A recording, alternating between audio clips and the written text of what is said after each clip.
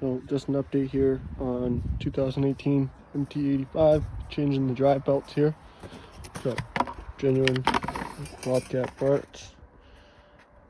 Here's our number. If you want to screenshot that. Anyway, this is what happened to our belt.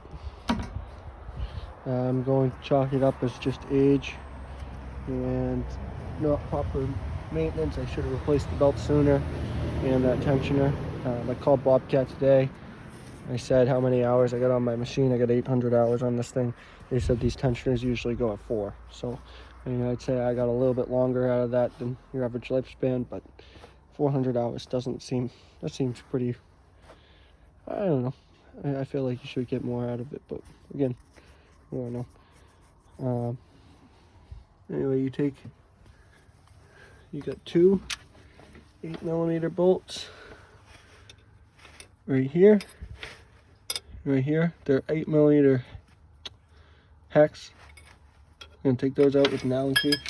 This one's gonna be a really tight fit. What I used was a 5/16 on here, like this. You know, coming from the right side, and that way you can really eave on it, get some leverage to break it loose. There's Loctite on those bolts, so they are tough to get loose. But once you get them off, take them all the way out. Should come right out by hand. You're going to take a pry bar or pull the pump back by hand far enough where you have the clearance, and you're going to take your belt, shim it sideways, and spin it down in there. You might have to kind of wiggle the flywheel back and forth a little bit. It is a tight fit, but you can fit it in there. Yeah, I'm telling you right now, you can. I got this one in there. And then put the pump. You might have to spin the flywheel again a little bit more because it's a geared or spline shaft, and you stick the shaft in the coupler in there and bolt it all back together. And now we're gonna start reassembly of putting this back on. All you really got to do is align this on your pulley. I mean, the rest of this is pretty self-explanatory. That's about the toughest part right there, is pulling that pump off. And the tensioner, obviously, you're going to want to read your owner's manual to figure out exactly what you're going to want to tension this to. It'll tell you exactly what to do right in the owner's manual.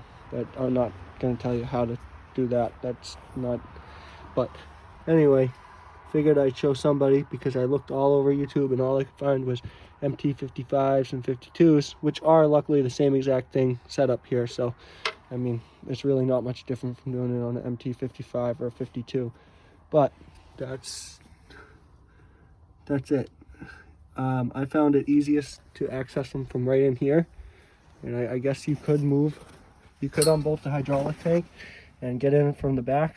But it was just easier for me to take the tensioner right off, take the exhaust off, and then we got access right through here, and then you got plenty of room to work in here. So that's what we found to be the best strategy. I mean, there's 1,000 ways to skin a cat, so I mean, all depends on how you want to go about it. If you want to take the hydraulic tank out of there, get all that out of the way, you know, you could get it from the back, but from what I found, it was easiest to go right through there.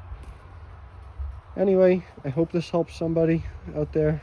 I wish it had been a video before I went to do this, just so I know what I was getting into. But I mean, I guess it's not too much different from a zero turn on a lawnmower. So just a little bit more work having to pull that shaft out of there. It's honestly easy work. It's just a lot of disassembly of parts to get to what you need to take off. It's a tight platform. There's a lot of stuff put in a tight little platform, so it's just what you're going to deal with to get to it. But once you get all that apart, simple little easy job. Pull it out, put the belt on, put it all back together. Now you got to assemble all your parts that are in the way. This heat shield actually goes right on top here. So the tools you're going to need to do this whole project, pretty much 15 millimeter socket. It's a 15 on, or 14 on here, 15, between 14 and 15 for just about everything.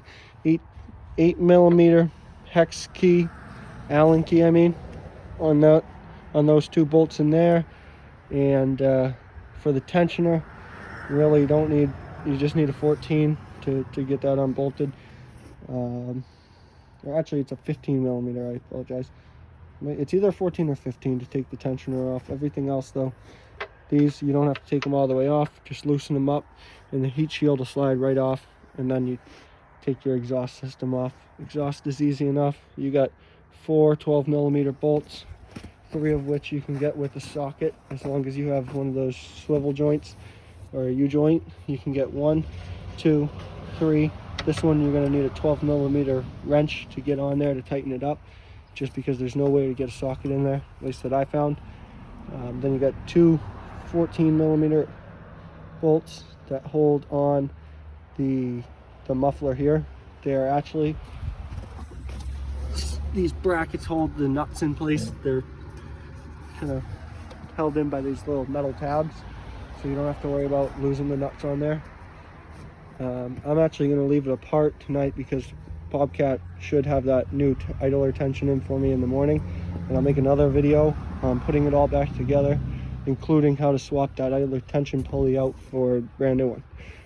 Anyway, I figured hopefully this will help somebody. That's about it.